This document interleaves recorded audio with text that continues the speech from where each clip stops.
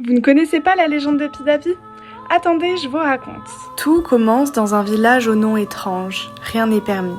À cette époque, les enfants étaient perçus comme de petites personnes remplies de vide qu'ils appartenaient aux adultes de combler avec leur savoir.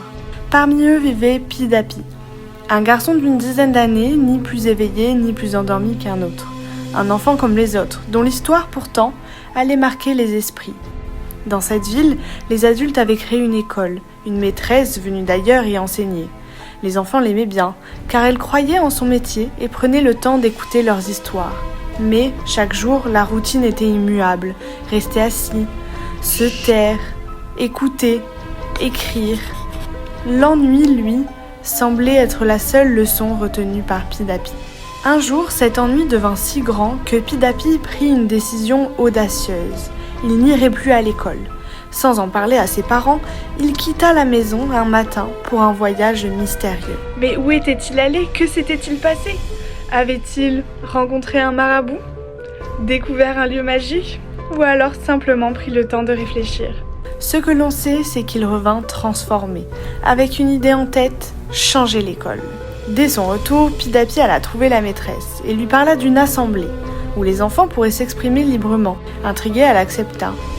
Lorsque les enfants eurent débattu, Pidapi, au nom de tous, prit la parole. Maîtresse, ne nous dis pas ce que tu sais, mais explique-nous comment tu l'as découvert. Ne nous donne pas de réponse que nous ne cherchons pas.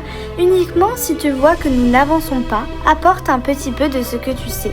Juste assez pour nous permettre de continuer. Ne nous oblige pas non plus de faire tous en même temps les mêmes choses. Permets-nous de travailler ensemble, de nous appuyer sur l'expérience de nos amis sans pour autant nous demander le même travail.